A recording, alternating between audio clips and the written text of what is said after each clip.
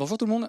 Je vais me représenter rapidement. Je m'appelle Victor Pavaillé, je suis le fondateur et le coordinateur d'une asso sur Grenoble qui s'appelle l'association Pangolin. Ça fait 10 ans qu'on travaille sur les questions du numérique et de l'accompagnement à la parentalité sur ces outils. On fait de l'accompagnement pro, on fait de l'accompagnement jeunesse. On met les jeunes sur des ordinateurs et devant des écrans pour les faire travailler et faire expérimenter pas mal de petites choses. Toujours avec un esprit créatif. Et ce que je vous propose là, c'est... Alors, je vais avoir 1 heure, c'est extrêmement court pour vous parler de 10 ans d'expérience sur ce domaine-là. Mais je vais vous redonner un peu des bases pour pouvoir réfléchir, si vous souhaitez mettre en place un atelier, qu'est-ce qu'il ne faut pas oublier. Voilà, en gros. N'hésitez pas à poser des questions, n'hésitez pas à lever la main. On va faire ça de manière assez dynamique et interactive.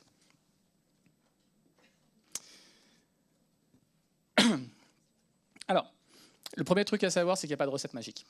Voilà. Donc si vous vous dites, là c'est bon, on va nous donner la recette parfaite pour être sûr que ça marche, que tout le monde va venir, qu'il y aura un taux de participation qui va exploser, etc.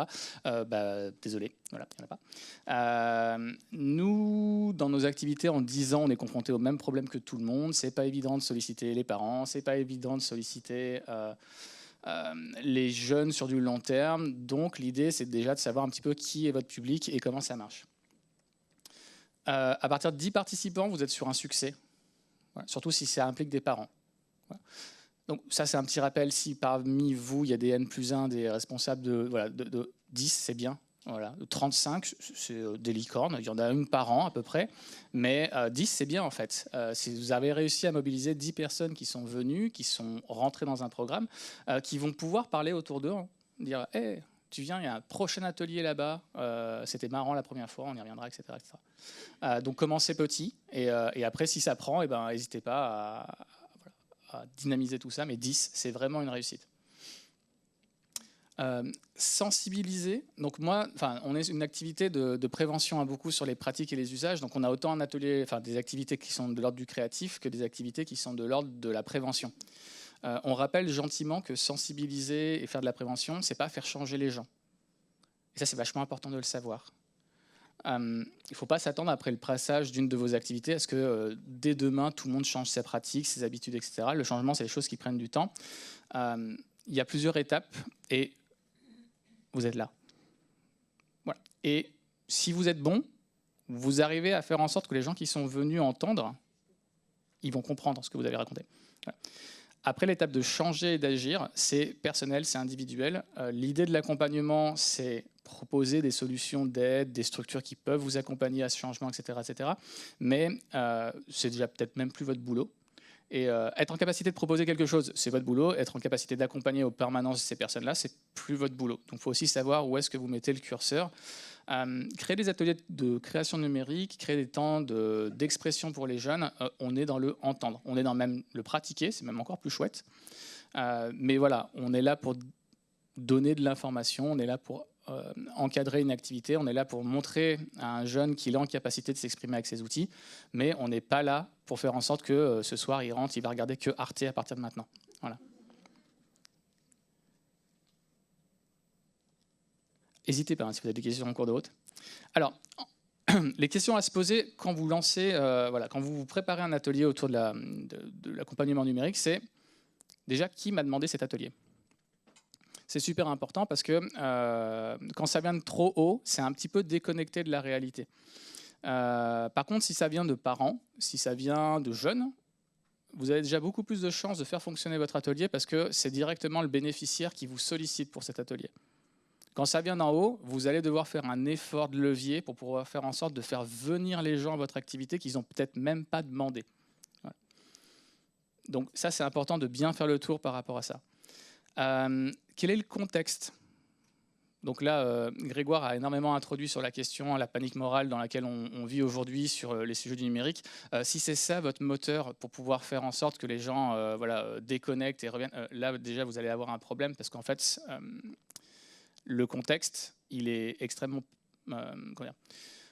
il est angoissant et stressant. Ce n'est pas un bon levier pour arriver à faire venir des gens à une activité où vous aimeriez qu'ils soient ouverts, disponibles, etc. etc. Les deux, ça ne marche pas.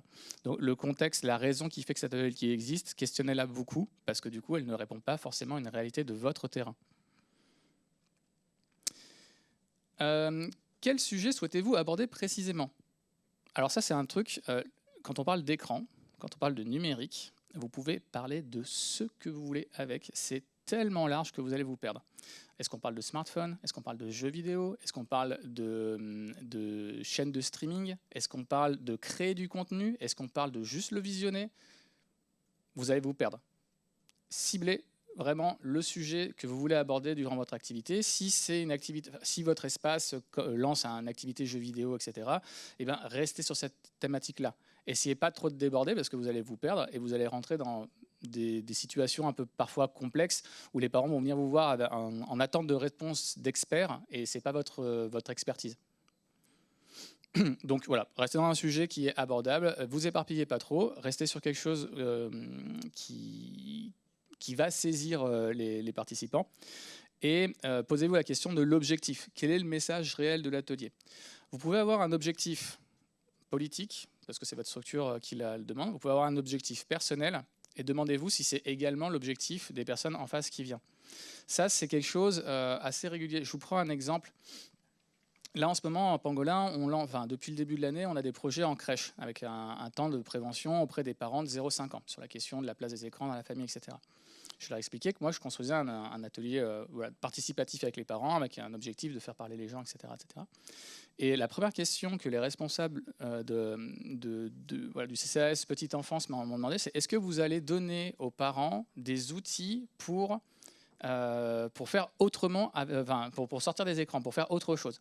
Et là, je les ai regardés. Vous vous rendez compte quand même que c'est vos professionnels qui travaillent en crèche, qui passent 8 heures par jour avec des enfants sans écran, et vous voulez que je leur apprenne à occuper des enfants alors qu'ils savent tous très bien faire ça? En fait, c'est eux qui vont m'apprendre à faire des maracas avec un couscous. Hein. Moi, je ne sais pas faire. Voilà. Moi, je peux leur expliquer comment faire avec les écrans mieux. Qu'est-ce qu'on peut donner à un parent qui a choisi d'ouvrir le monde des écrans à son enfant? Comment on peut faire de meilleure qualité, comment on peut mieux accompagner ce temps. Mais c'est un choix déjà du parent. Je ne vais pas forcer des parents qui n'ont pas fait ce choix de mettre leur enfant devant les écrans, c'est contre-productif. Et en plus de ça, les alternatives, en fait, ça aussi, il n'y a pas de sens. En fait, vous faites n'importe quoi qui n'implique pas un écran, c'est une alternative à l'écran. Donc, non, ça, je ne vais pas le faire. Par contre, ce qui pourrait être pertinent, c'est que si effectivement vous sentez que c'est un problème qui ressort régulièrement, c'est peut-être à votre équipe pédagogique de créer des petits contenus à diffuser aux parents de manière à leur donner des ressources d'activités qu'ils ont fait dans la crèche, que l'enfant connaît déjà, pour leur donner envie de faire autre chose différemment. Donc, c'est bien saisir l'objectif. Demandez-vous qui est-ce qui a créé cet objectif et est-ce qu'il répond vraiment aux besoins, et essayer de comprendre un petit peu derrière le public et comment il va se saisir de tout ça. Les participants sont-ils impliqués dans la création de ce temps? Alors ça, c'est un tips qui marche. Si vos bénéficiaires sont dans la création de l'activité, vous avez plus de chances qu'il y ait du monde qui vienne. Alors c'est assez simple, hein, c'est parce qu'ils se sont impliqués et puis ils vont faire marcher le bouche à oreille. Et en plus, c'est un truc qu'ils ont eux-mêmes voulu. Donc, il n'y a pas de raison qu'ils vous disent au dernier moment, ah, en fait, non, il pleut, je ne vais pas venir. Ils sont déjà impliqués dedans. Donc, vous avez déjà une petite partie de public qui va répondre positivement. La taille du groupe, c'est super important.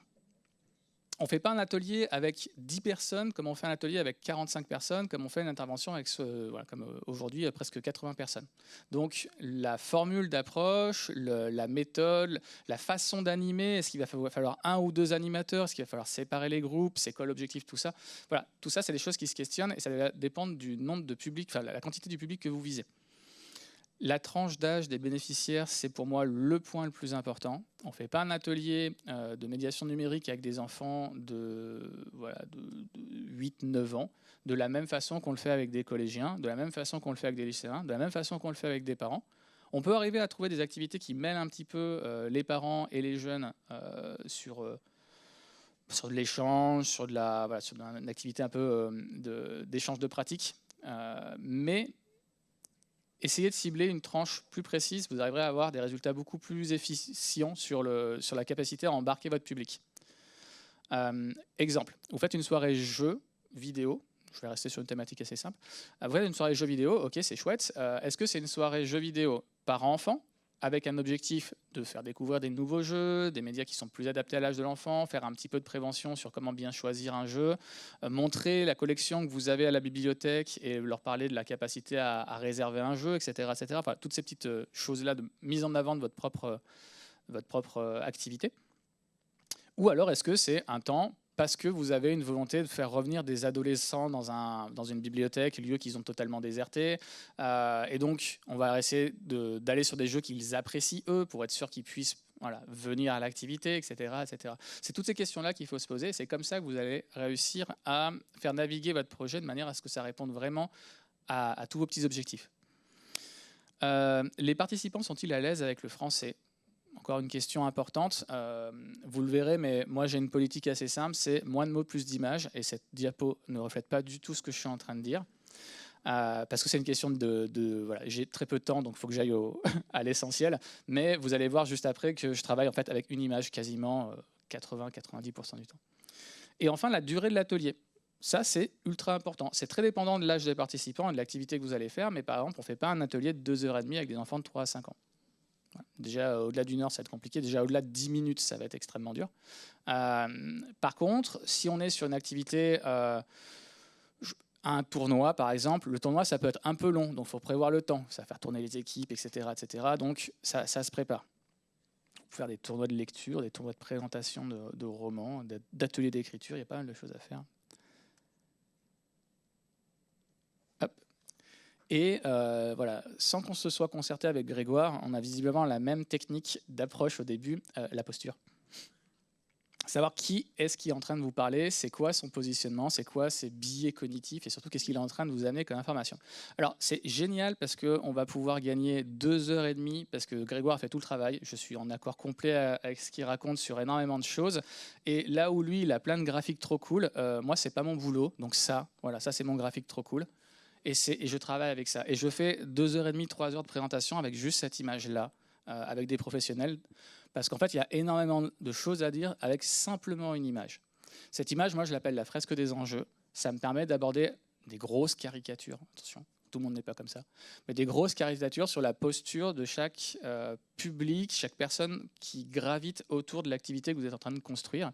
Et ça permet de mieux comprendre pas mal de petits problèmes des uns et des autres. Vous voyez ma souris ? Ouais. Donc ici, c'est la team Grégoire. Voilà. Donc je vais résumer très simple. Il y a les partisans du non et les partisans du oui, c'est OK, mais à condition de. Voilà. Donc Grégoire est dans la deuxième team. Michel est dans la première. C'est intéressant d'avoir leurs avis parce que ça va vous permettre d'avoir des lignes directrices pour votre projet. Mais ce n'est pas votre boulot. Voilà. Vous êtes comme moi, vous êtes ici. Alors c'est qui eux ? Les magiciens, tout à fait. Mais non, pas du tout. Ça va être les équipes enseignantes, ça va être les médiateurs, ça va être des adultes de référence qui accompagnent les jeunes avec une optique pédagogique, découverte, manipulation, création, vous mettez ce que vous voulez derrière. Mais c'est cette volonté de dire, en fait, ces outils, ils sont là, ils existent. Ça ne sert à rien d'essayer de faire en sorte de tous les supprimer parce qu'en plus, vous bossez avec, vous savez les intérêts, l'avantage que ça vous apporte.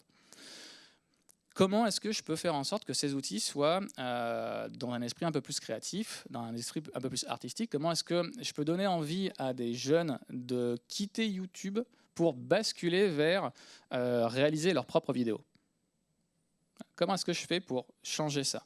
Et bien déjà, mettre le matériel à disposition, créer des temps pour leur montrer que c'est accessible, les accompagner sur comment est-ce qu'on fait un montage vidéo, comment est-ce qu'on fait un montage audio, etc. etc. C'est tous ces petits outils-là qui peuvent devenir des leviers, qui vont donner en fait des compétences aux jeunes de manière passive. L'intérêt, c'est quoi en fait? L'astuce derrière tout ça, c'est vous n'êtes pas là pour faire un atelier d'écriture avec les enfants. Vous êtes là pour réaliser une bande dessinée numérique. À la fin, ils repartent avec. Vous, votre objectif, c'est on va les faire écrire, on va leur faire une storyboard, leur montrer un petit peu tout ça, etc. Ils vont devoir corriger leurs fautes d'orthographe, que vous allez peut-être voir dans ce document aussi. Voilà, c'est tout ça votre objectif. Mais ça, c'est l'objectif caché. L'objectif que vous allez donner aux jeunes, c'est ça te dit de faire une bande dessinée, tu mets ton personnage que tu veux, on va te montrer comment faire, etc. Tu lui fais dire ce que tu as envie. Si vous avez une thématique en ce moment, c'est l'occasion de l'utiliser. Voilà, la thématique, c'est les livres sur la montagne. Voilà. Donc c'est la montagne, le thème, et c'est parti, on crée une histoire là-dessus. Vos enfants sont plus grands, ils n'ont pas 8-9 ans, ils ont envie d'aller un peu plus haut. Et ben, très bien, je vous propose une activité, c'est sur Twine. Twine, c'est une application libre qui permet de faire des livres dont vous êtes le héros. et c'est parti. Voilà. Autre logiciel, autre outil, autre façon de faire, autre approche, et vous êtes en train là d'embarquer des jeunes dans de la création, et vous êtes en train de répondre à d'autres objectifs qui sont des objectifs cachés, mais qui ne sont pas vos objectifs réels, et surtout pas ceux que vous allez forcément présenter devant le public. Moi, l'objectif sur les projets crèche 0-5 ans, c'est bien évidemment d'inciter les parents à ôter un peu de présence d'écran au profil d'autres activités, et surtout l'activité du parent dans tout ça. Mais pour ça, en fait, j'aborde ça sous l'axe du besoin, le besoin du tout petit. Et on essaie de voir si effectivement le smartphone, la télé ou les jeux vidéo répondent à ce besoin.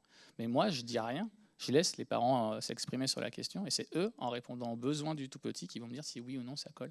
Et petit à petit, j'amène après le discours sur ce qui m'intéresse pour pouvoir lancer le débat. Mais si j'y vais frontalement, ce qui arrive extrêmement souvent, au niveau quand j'interviens dans une structure, je leur dis voilà, on va parler du besoin, présentez bien ça comme ça. J'ai toujours un professionnel qui arrive, vous arrêtez 5 minutes, là on va parler des écrans. Oh non, désolé, il faut à tout prix que j'aille faire un truc extrêmement important, mais bien loin de vous. Voilà, c'est trop frontal, ça ne marche pas. Donc du coup, la posture, c'est vraiment d'amener ça de manière souple, discrète, et je vous mettrai les petits points un petit peu là-dessus. L'objectif de cette caricature, c'est d'arriver justement à dire que le numérique fait partie de notre quotidien et on va vous aider à vous en saisir de manière habile. On a parlé des IA là ce matin.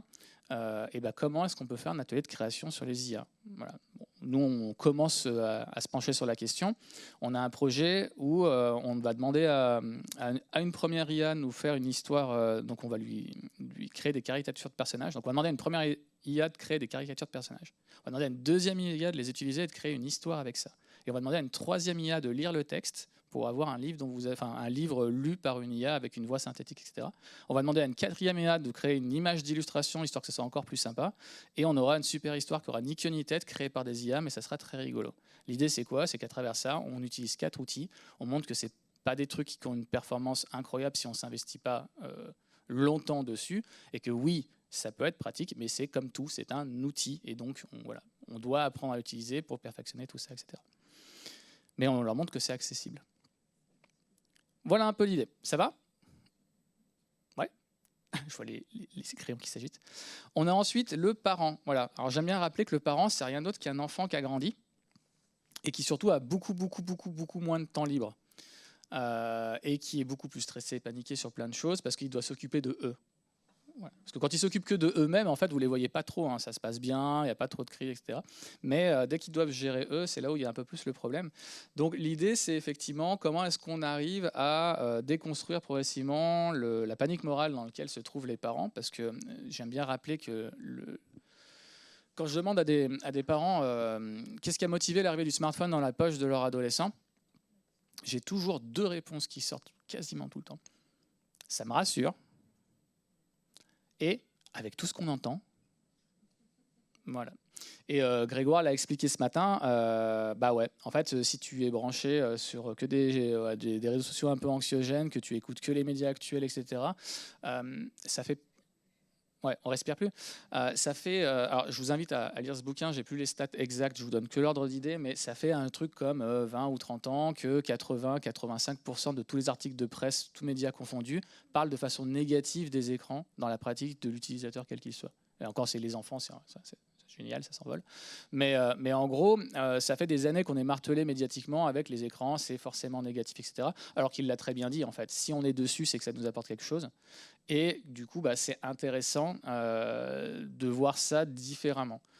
Comme Grégoire l'a très bien expliqué ce matin, les professionnels de santé qui vont vous dire pas d'écran avant 3 ans, pas d'écran avant 6 ans, c'est comme ça qu'il faut faire, il faut tant de temps, etc. Bah, c'est des discours extrêmement descendants. Et le problème, c'est que, bah, en fait, eux, ils voient que des gens qui ont des problèmes. Et voilà, quand vous allez voir votre médecin, passez pas en lui disant hey, ça va très bien aujourd'hui, vous inquiétez pas, tout le monde est en forme. Voilà, mais j'ai pris un rendez-vous juste pour vous le dire, je pense que c'est important. Non, ils sont que sur le traitement des cas un peu plus problématiques. Et résultat, bah, en fait, ils ont un premier biais. Eux, si on fait que les écouter, ils ont aussi leur propre billet. Voilà, si vous me posez la question, moi je suis trop content quand un ado vient me voir en me disant j'ai réussi à hacker le contrôle parental sur mon téléphone. Ma première question c'est oh trop cool, comment t'as fait? Voilà. Forcément quand j'ai un parent en face, il me regarde avec des grands yeux, etc. S'il a réussi à le faire, c'est qu'il l'aurait fait un moment en fait. C'est que du coup, juste le pur contrôle parental en temps d'autogestion, ça ne marche pas. Vous avez oublié en fait une étape cruciale, votre place dans tout ça, et pas seulement cliquer sur un bouton et dire oui et non. En fait, c'est l'accompagnement qu'il y a derrière. Est-ce que vous avez pris le temps d'aller voir les réseaux sociaux sur lesquels va votre enfant? Est-ce que vous êtes allé vous-même? Est-ce que vous avez... Voilà. Et donc, tout le discours, c'est de faire prendre conscience aux parents que non, la technologie pour gérer la technologie, si nous-mêmes, on n'est pas technophile, ça ne marche pas. En fait, vous allez juste voilà, contourner le problème. Et surtout, au niveau des ados, il y en a énormément qui viennent me voir en mode « mais moi, ça fait voilà, le deuxième jour, j'avais déjà plus de contrôle parental et mes parents sont toujours persuadés que je l'ai 3 ans plus tard ». Donc, leur donner un lieu, voilà, un espace où ils peuvent, de manière sécurisée sur des appareils qui ne vont pas trop bidouiller, leur permettre d'expérimenter, d'essayer, bah c'est voilà, un peu plus déjà votre rôle. Vous êtes un peu plus ici, du coup. Mais bien discuter avec le parent en disant, voilà, dans cet espace-là, vous êtes dans un lieu, voilà, enfin, vous êtes vu par un parent comme un lieu de culture. Donc, chez vous, on trouvera des bons livres. Chez vous, on trouvera des bons films. Chez vous, on trouvera des bons CD. Et chez vous, on trouvera des bons jeux vidéo. Et donc, dans cet espace-là, il y a des professionnels qui ont pris le temps de réfléchir sur c'est quoi le bon, voilà, qu'est-ce qu'on met en avant. Et donc tout ça, c'est là-dessus qu'en fait, ce public va essayer de vous retrouver. Eux, bon, qu'est-ce qu'on peut dire dessus? Déjà, on va reprendre les questions de base. On parle de quel âge? Voilà. Qui sont les enfants qui viennent vous voir, etc., etc. Il y a une posture il y a un point qui est vraiment intéressant à garder en tête, c'est que moi, dans mon monde à moi, je mets des enfants devant des écrans. D'accord ? Les enseignants à l'école, pareil, à partir du collège, les tablettes sont dans beaucoup d'établissements, donc ils mettent des enfants devant des écrans. Donc, même si c'est avec une approche pédagogique, par la force des choses, vous rajoutez du temps d'écran à ces enfants. Et eux, ils vous diront de toute façon qu'au-delà de 2 heures par jour pour n'importe quel utilisateur, même pour un adulte, c'est trop. Voilà, si c'est 2 heures d'affilée, c'est vraiment pas, voilà, c'est pas du tout adapté.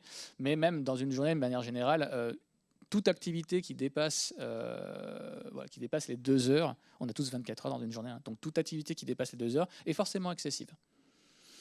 Donc à partir de là, nous, on n'est déjà plus en train d'écouter eux. Et quand on leur demande à eux, ils sont à 6-8 heures minimum parce qu'il y a le travail, etc., plus le temps du smartphone personnel, plus. Et quand on demande à eux, eux, dans leur journée de 24 heures, théoriquement, ils dorment 8 heures. Théoriquement, ils dorment 8 heures. Théoriquement, ils sont 8 heures à l'école. Et théoriquement, ils ont 8 heures de temps libre. Voilà. Du temps pour pouvoir enlever le contrôle parental, parce qu'ils ont le temps, l'énergie et la volonté et le réseau, voilà, pour pouvoir le faire. D'ailleurs, si vous vous demandez comment on enlève un contrôle parental, vous avez 2 techniques très simples. Numéro 1, vous allez sur YouTube, vous tapez la marque de votre téléphone et le contrôle parental associé, et vous allez avoir plein de vidéos d'adolescents qui sont trop fiers de vous expliquer comment ils ont fait. Et l'autre méthode, vous passez, donc si on parle de Family Link par exemple, qui est le contrôle parental de Google, vous allez sur le Play Store, sur Family Link, vous lisez les avis négatifs. Et là, vous avez toutes les explications sur comment faire pour faire sauter le contrôle parental décrit juste avant. Voilà. Dans l'application même, c'est quand même vachement pratique. Du coup, bon, je ne le dis pas quand il y a des ados, voilà, parce que sinon les parents me regardent avec des grands yeux comme ça, mais je leur dis que voilà, en fait, c'est extrêmement accessible de faire sauter tout ça. Et puis en plus, il faut se garder à l'esprit que c'est des outils qui ne sont pas très adaptés, parce que le contrôle parental Family Link ne gère que les produits Google. Donc si vous êtes en mode Cocorico, on va mettre Mozilla sur l'application, etc., votre enfant a accès à du porno avec le contrôle parental sur Mozilla sans problème. Voilà, si c'est le point qui vous effraie. Bref, donc eux, leur objectif, c'est du coup tester les limites, trouver les limites, essayer de les atteindre et idéalement les dépasser et voir ce qui se passe. Voilà, et du coup, quand il n'y a pas de réaction face à la limite, ça veut dire qu'on peut continuer à y aller. Et je rappelle que eux, c'est juste des enfants qui ont grandi. Donc, à part quelques obligations, on fonctionne pareil. J'aime bien faire un rapprochement avec les feux rouges et les vélos. Alors moi, je suis grenoblois. Les feux rouges et les vélos. Voilà. On sait qu'on doit respecter le feu rouge à vélo. On sait que c'est 75 € d'amende, mais on ne va pas le faire. Voilà, parce qu'on a plein d'excuses. Il fait nuit, puis c'est 4 heures du matin, et puis en fait, il n'y a pas de voiture, et puis là, ça allait, et puis je connais ce carrefour. Et puis, voilà. Donc, on a plein d'excuses d'adultes qui est simplement le reflet d'un truc assez simple, c'est que cette règle est trop contraignante, donc on va se trouver des excuses pour pouvoir ne pas la respecter. Voilà. Sauf que la grosse différence entre les usages du numérique et le code de la route, c'est qu'il y en a un, il y a une amende derrière, il y a une police qui contrôle. Les usages du numérique, en fait, il n'y a rien. Comme l'a dit Grégoire, les 15 ans, ça a été retoqué. Comme l'a dit Grégoire, les pratiques, elles sont... voilà, on a beau avoir des grands discours qui vous disent pas d'écran, pas ci, pas ça, la réalité du terrain est complètement différente. Moi, mes chiffres 2018, c'était 72% des parents de 0-2 ans qui mettent une fois par jour leur enfant devant un écran de manière volontaire. Voilà. Et c'était les chiffres de 2018, à une époque où il y avait 5 fois moins d'écrans en moyenne par foyer. Donc on a presque doublé le nombre d'écrans. Est-ce que vous pensez que vraiment aujourd'hui ça tient ? Et est-ce que vous pensez vraiment qu'un discours qui dit pas d'écran avant 3 ans, bon, ça fait 60 ans, on n'a jamais réussi à le tenir. Donc ce qu'on va faire, c'est qu'on va maintenant dire pas d'écran avant 6 ans. Voilà. Bon, on va revenir exactement au même problème, mais c'est des questions politiques, des gens qui se positionnent. Et du coup, ça va pas vraiment dans leur sens, parce qu'en plus, ça leur remet une responsabilité dessus. Parce que comme il n'y a pas de loi et qu'il n'y a pas de police, donc c'est pas l'État qui fait respecter ça, qui fait respecter les règles à la maison, c'est le gardien.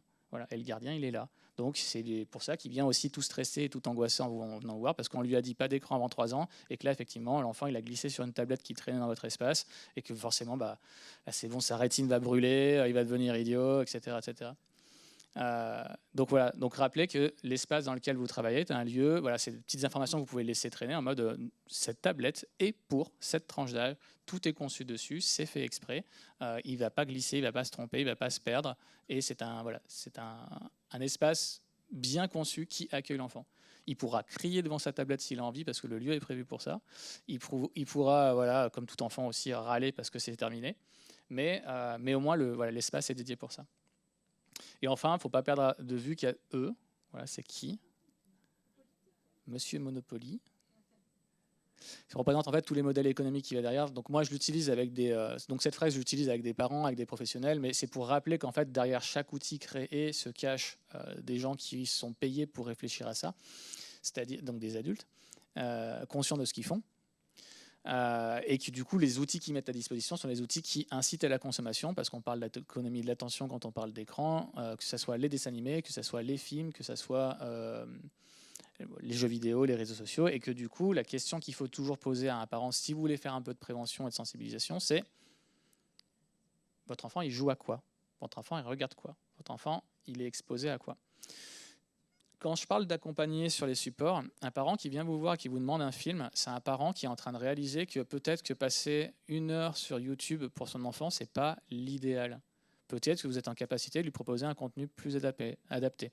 Parce que 1 heure sur YouTube, c'est en moyenne entre 20 et 30 minutes de publicité sur un temps d'écran similaire.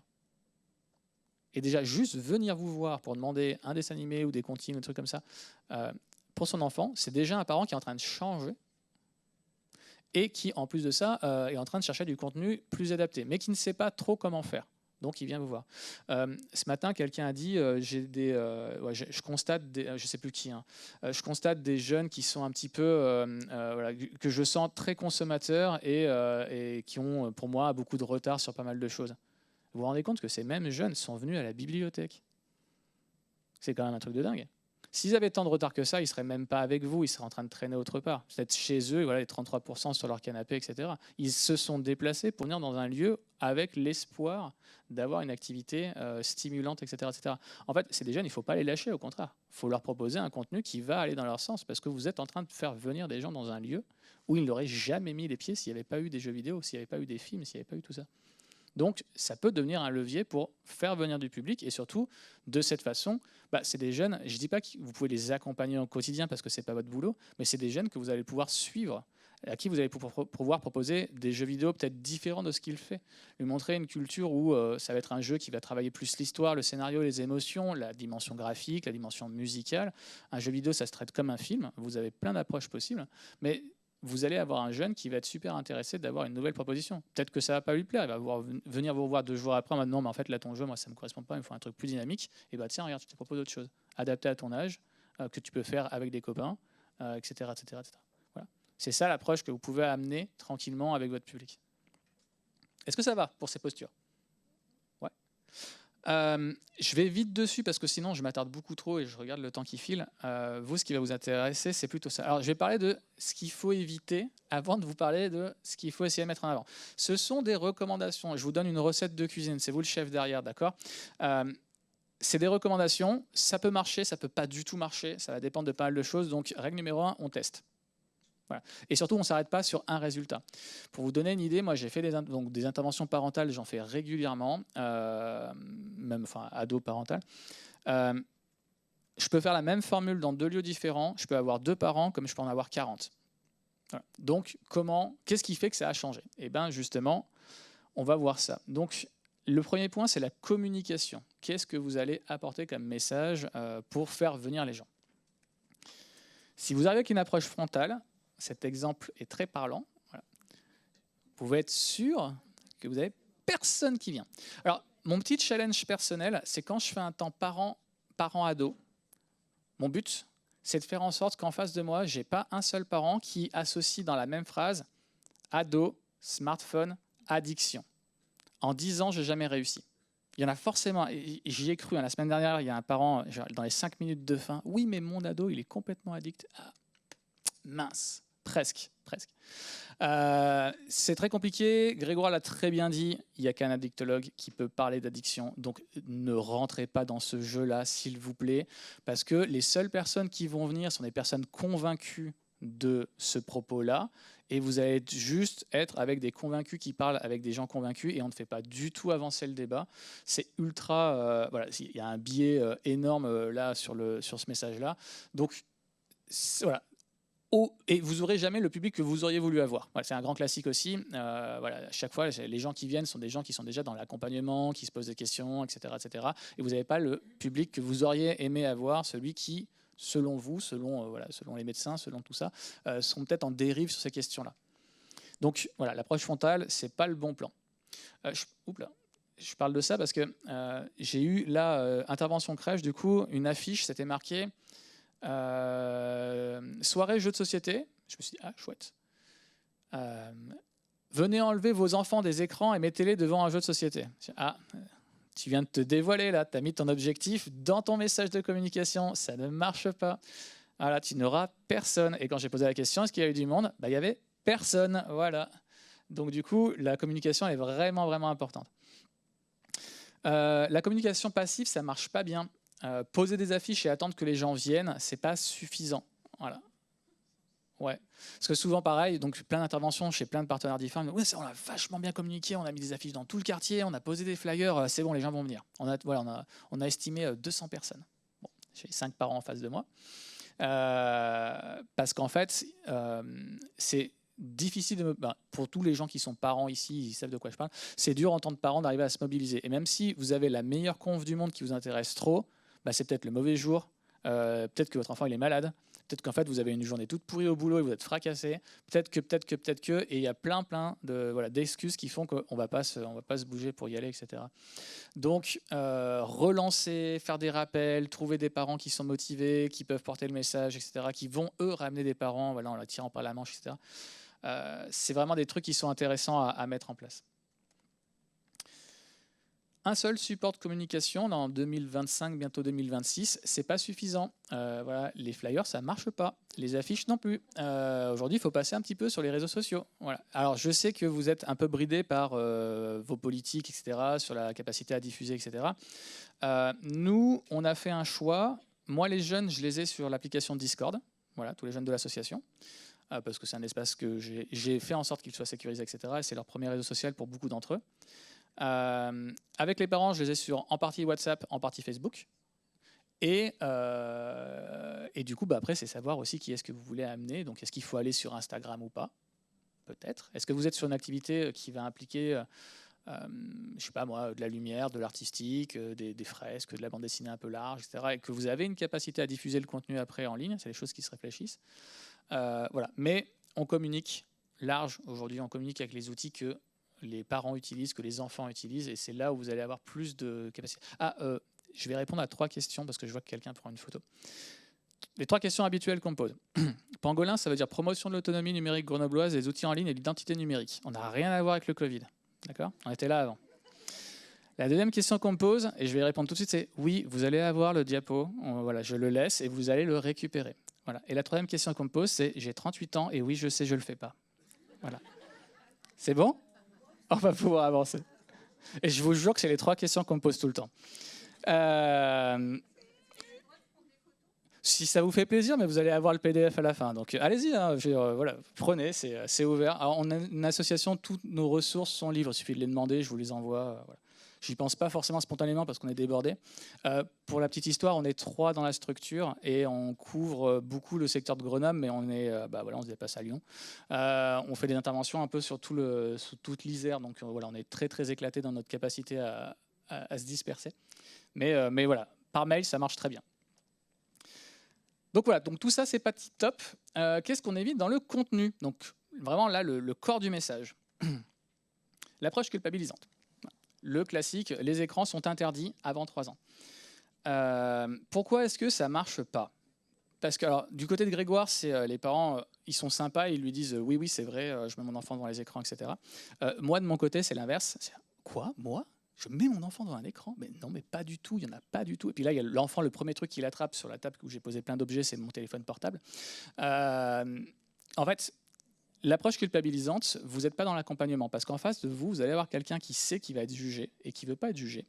Et donc qui va modifier, déformer la réalité de manière à ce que ça colle un peu plus avec l'image qu'on se fait de la société. L'approche culpabilisante, ça crée des situations un peu complexes où j'ai le cas d'une maman qui me dit, voilà, moi, dans mon acte, donc mère célibataire, en gestion d'un tout petit, elle dit, voilà, je cherche du travail, j'ai aucun moyen de faire en sorte que mon enfant soit gardé, donc je fais des allers-retours dans le tram régulièrement. Mon enfant a peur dans les transports en commun, ça va trop vite. Donc moi, j'ai pas envie que les gens qui sont autour me jugent comme je suis une mauvaise mère et que je fais pleurer mon enfant, donc je lui donne mon téléphone portable.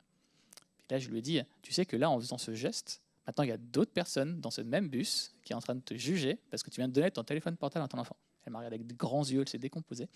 Voilà. Donc, l'approche culpabilisante, ça crée ces situations-là. Ça fait en sorte qu'en fait, les gens ne savent plus où se mettre. Effectivement, je rejoins Grégoire sur la question de les espaces publics aujourd'hui sont plus adaptés aux enfants et qu'il y a cette volonté de se faire tout petit, de s'écraser. Un enfant ne doit surtout pas pleurer, ne doit surtout pas faire de bruit parce que ça va gêner les gens. Voilà. Eh ben, faites en sorte que dans les crèches, il y ait un espace où vos enfants peuvent faire du bruit, peuvent jeter des trucs et que, que les ronchons aient leur coin, tranquille, calme, etc. Et que les plus expressifs aillent dans un autre coin, si vraiment il faut séparer, mais que tout le monde puisse se saisir de ce lieu-là de manière à le rendre accessible à tous. Et accessible à tous, c'est permettre à un enfant effectivement de crier, de pleurer, de se rouler sur des matelas ou des trucs comme ça. Mais c'est important. Les il faut pas. Ouais. Parce que quand on dit pas d'écran avant 3 ans, c'est il faut pas. Claire, est-ce que tu peux attraper dans ma pochette ou me faire passer la pochette directement? Je vous montre une affiche que vous avez peut-être déjà dû voir. Hop.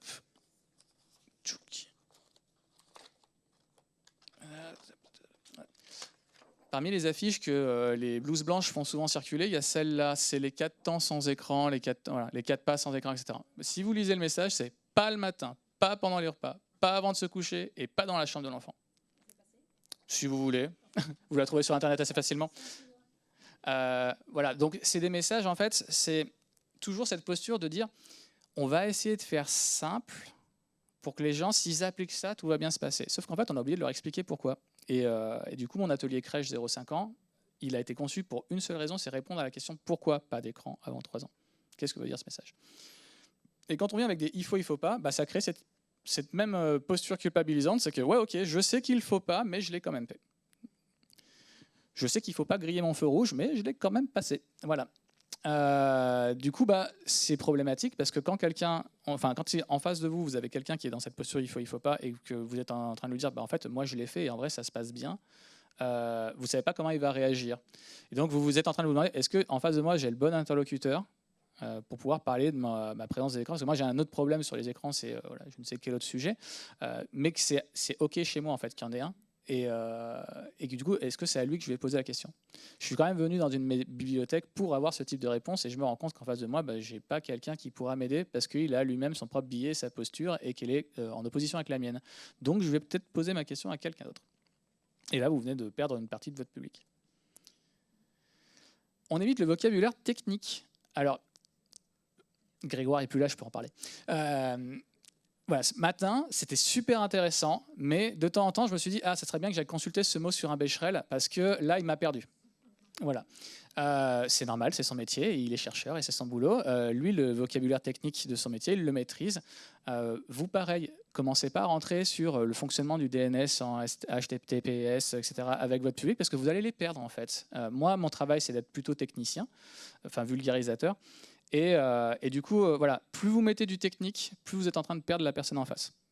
Vous pouvez voir ça à d'autres degrés. Vous savez, quand vous faites appel à votre, je sais pas moi, votre mécanicien auto qui vous explique que le joint de culasse il a une fuite et qu'il faut changer le cathéter 24, ok, c'est très bien, je sais pas du tout ce que c'est, ça coûte combien, s'il te plaît. Voilà. Parce qu'en face de vous, vous n'avez pas quelqu'un, et ça c'est super important de le savoir, vous n'avez pas quelqu'un qui cherche à devenir un expert de la question. Ouais. Et ça, c'est souvent cette volonté de toujours faire monter tout le monde en compétences, faire arriver à des stades incroyables. Non, en face de vous, vous avez juste une maman qui a une question, c'est genre, c'est quoi le dessin animé le plus adapté pour un enfant de 3 ans? Voilà. Donc, le vocabulaire technique, ça met une frontière entre le professionnel et le parent. Et cette frontière, elle est compliquée parce que du coup, vous perdez du monde. Si en plus, on a en face une personne qui est un peu allophone ou qui a des difficultés, vous en perdez encore un peu plus, etc. Donc, voilà. On réduit le vocabulaire, on réexplique s'il faut, c'est important. Et le format descendant. Ironique. Ce que vous avez devant les yeux, c'est un format extrêmement descendant. Et je ne peux pas vraiment faire une autre approche avec 80 personnes parce que sinon, bah voilà, on serait tous en train de faire un super jeu, ça serait génial, mais je ne pourrais pas répondre à toutes les questions. Donc, adapter le contenu à votre public, c'est ultra important. Et de temps en temps, bah, vous avez le droit de faire des entorses si ça rentre dans le cadre de votre projet. Pouit. Alors, qu'est-ce qu'on favorise? On favorise dans la construction. Arrêtez-moi si vous avez des questions, parce que là, je défile. Hein. Je peux parler 4 heures comme ça, il n'y a pas de problème. On va donc plutôt impliquer les bénéficiaires dans l'activité. Plus vous amenez votre public qui va pratiquer dans l'activité, et plus ça va être bénéfique. Si vous amenez des jeunes réfléchir à qu'est-ce que vous voulez faire, on fait une soirée jeu. Vous voulez quoi? Jeu de société ou jeu vidéo? Est-ce que vous voulez les deux? Est-ce qu'on fait une jeu vidéo et une jeu de société? Qui veut venir? Ah, toi, tu es plus jeu de société. Ok. Ça vous dit, on peut même essayer de trouver un jeu de société en jeu vidéo. Et comme ça, on arrive à joindre ces deux mondes. Ah, peut-être qu'il y a quelque chose. Ok. Qui connaît quoi? Qui a l'habitude de jouer? Ok. Un Uno. Allez, c'est parti. Bim. Un Uno en ligne. Comme ça, il y aura les copains qui viennent faire un Uno en physique et les copains qui font un Uno en ligne. Toute cette question-là, si vous avez votre public qui est prêt à venir et qui s'implique dans la construction, vous allez avoir une dynamique beaucoup plus efficace que si c'est juste un groupe de professionnels qui sont là en mode « Bon, notre public, on a détecté qu'il y avait ça comme problème, donc on va leur faire un truc aux petits oignons, je suis sûr que ça va correspondre à leurs attentes. » Ben, ça ne marche pas, parce que déjà, vous n'avez peut-être pas choisi le bon jour, puis vous n'avez pas choisi la bonne horaire. Puis peut-être que finalement, votre sujet il est un petit peu loin des pratiques de votre public. Puis peut-être qu'en fait, c'est une information que vous avez eue de manière générale en France, mais que ça ne correspond pas du tout au public qui vient dans votre petit secteur de quartier, etc. Donc, on essaie d'impliquer le bénéficiaire dans l'activité. C'est vachement mieux. Le regard d'expert sur son contenu, c'est intéressant. C'est bien d'aller chercher de l'information un peu plus haut, etc. Mais ce n'est pas forcément cette information-là que vous allez descendre à votre public. Ça vous donne juste des jalons, des points de repère à suivre pour arriver à faire quelque chose d'adapté. Mais voilà, trop d'experts dans votre activité, surtout qu'on n'est que sur de l'entendre et du pratiquer. Quand c'est trop technique, quand il y a trop d'experts et quand vous voulez monter trop haut, vous êtes en train de revenir dans cette courbe où vous essayez de faire monter tout le monde en compétences et que ça ne marche pas. Vous n'allez pas forcément embarquer les gens dans tout ça. Donc le regard d'un expert, c'est intéressant, mais après, menez votre barque. Adaptez-vous et changez s'il faut changer.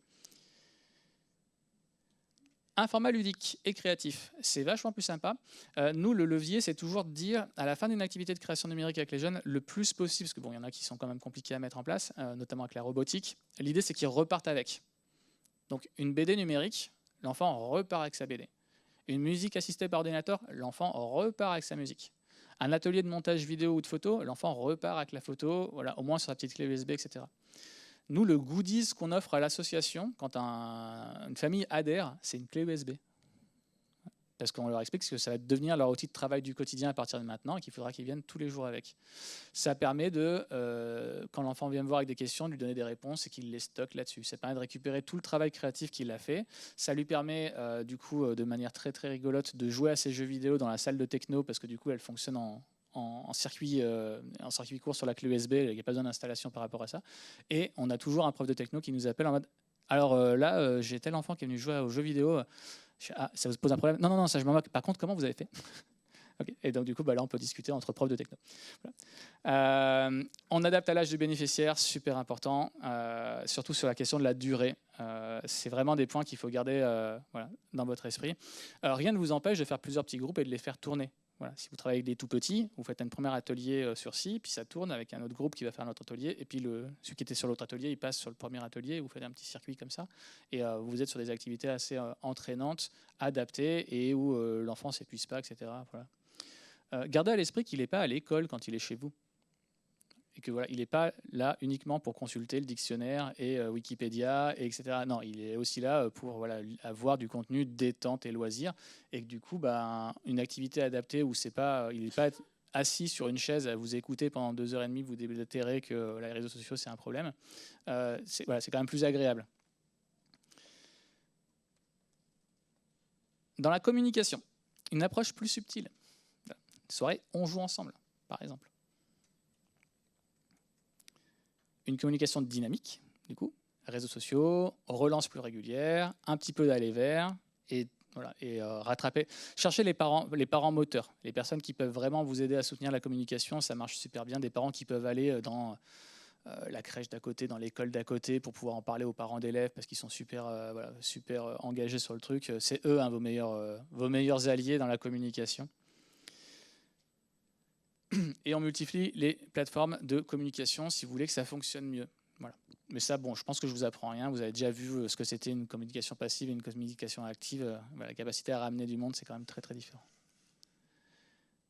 Dans le contenu, moins de mots, plus d'images. On répète souvent, c'est important. Pourquoi c'est important? Parce que c'est comme ça qu'on apprend. Exactement. Une participation active.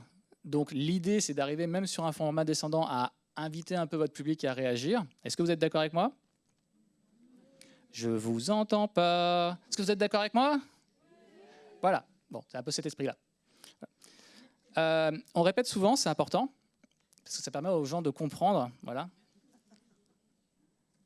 Et on ouvre débat. Ça, c'est un truc, vraiment, je pense que c'est le meilleur outil que vous allez pouvoir utiliser dans toutes les activités que vous allez mettre en place. Vous n'êtes pas là pour dire c'est bien, c'est pas bien, il faut pas. C'est pas votre boulot. C'est pas le mien non plus d'ailleurs. Par contre, laissez les gens s'exprimer même sur des avis contradictoires, sur des avis opposés, et faire en sorte qu'une autre personne lui réponde. Alors attention, hein, dans l'écoute, le respect, etc. Mais faire en sorte qu'en fait, il y ait des contre-arguments en disant moi, je fais différemment et ça se passe bien quand même, ou moi, je fais pareil que vous et ça se passe pas du tout. Et comment est-ce que vous avez fait, vous, pour que ça marche bien alors que chez moi, ça marche pas, etc. Ça permet aussi, en fait, de laisser entendre à votre public, donc si c'est des adultes, c'est pour parler des parents, de laisser entendre aux parents qu'il y a d'autres façons de faire et il n'y avait peut-être pas pensé. Et du coup, c'est vachement plus productif dans les apports et surtout dans ce que va récupérer le parent en face. En fait, là, j'ai entendu un parent qui me dit que lui, il n'arrive pas à mettre ça en place, mais il a fait autrement et ça a l'air de marcher et je vais essayer. Voilà. Et il faut bien, voilà, ce que vous pouvez faire dans l'accompagnement, c'est dire, OK, là, on a un truc qui c'est intéressant, allez-y, testez, mais attention, testez pas un soir, si ça ne marche pas, vous arrêtez, vous recommencez. Non. Tester, c'est sur un peu du long terme. Donc, essayez pendant 2 semaines, 3 semaines, et essayez de voir si la sauce, elle prend ou pas, et en fonction, voilà, tenez le truc. Mais ouais. C'est très régulier que les gens me disent moi, j'ai essayé cette solution, ça marche pas. Vous avez essayé combien de temps? 2 jours. Puis mon enfant, c'était la méga crise à la maison. Ouais. C'est peut-être parce que la règle était trop stricte, pas assez adaptée, ou peut-être que la mise en place n'était pas adaptée non plus. Parce que le premier message que je dis à des parents qui viennent en intervention avec moi, c'est vous rentrez pas ce soir et vous attrapez pas vos gamins en disant bon, écoute, là j'ai eu plein d'informations, donc à partir de maintenant ça va être comme ça et pas autrement. Et il m'a dit de tenir bon, donc je vais pas lâcher. Là, vous êtes sûr que déjà vos enfants vont me détester et ensuite c'est pas le discours. Je rappelle qu'on est là. Donc l'objectif de faire changer les gens, c'est pas votre objectif. Votre objectif, c'est que les gens s'écoutent mutuellement. Vous pouvez leur apporter de l'information, mais si entre eux ils font votre boulot, en fait, laissez-les parler. Laissez-les parler. On favorise la valorisation. Donc si vous arrivez derrière à exposer le travail, les réalisations, ça marche toujours bien parce qu'en plus, déjà l'enfant qui a participé, il est super content, même l'adulte qui a participé est super content de voir son poème affiché, etc.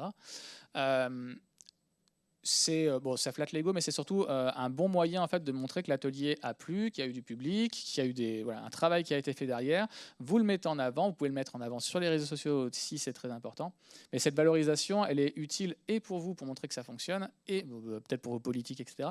Et aussi en fait sur la dimension de vous êtes venu produire et vous avez réussi, même si vous y connaissez rien, vous avez quand même mis les mains voilà, dans la tambouille et vous avez essayé, et c'est ça qui est important, c'est essayer.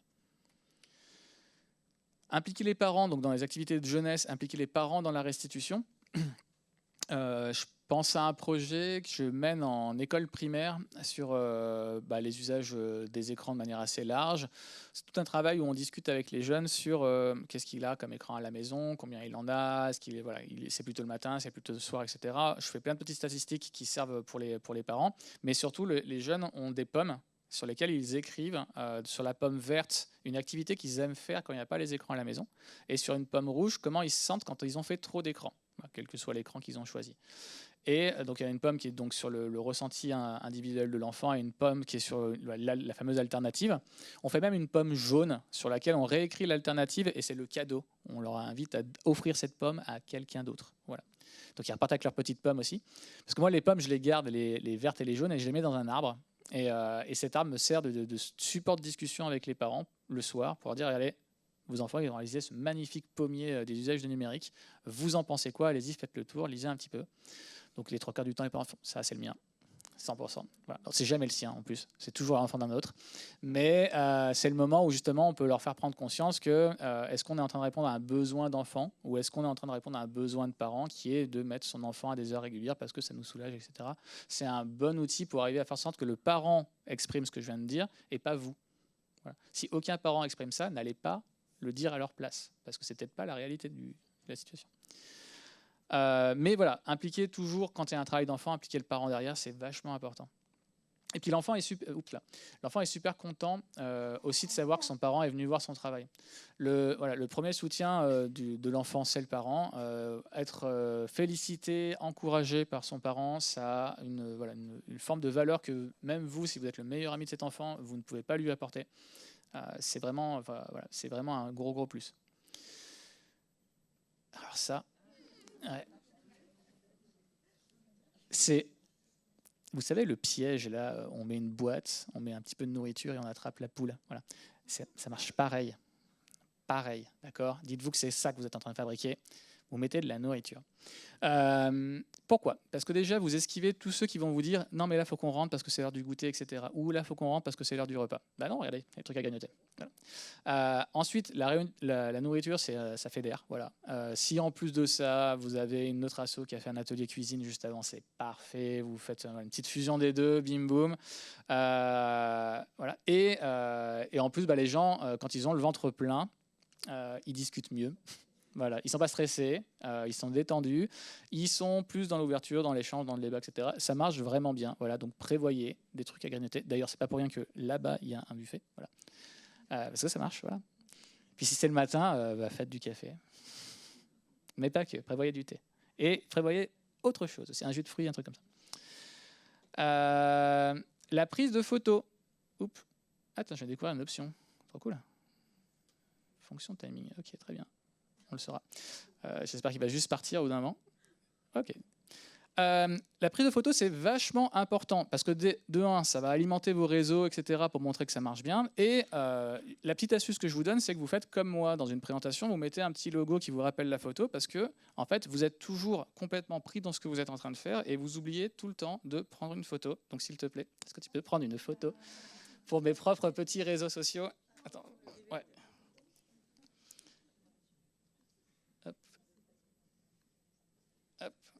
Voilà, fais gaffe, il y a un petit cache qu'il faut que tu revois.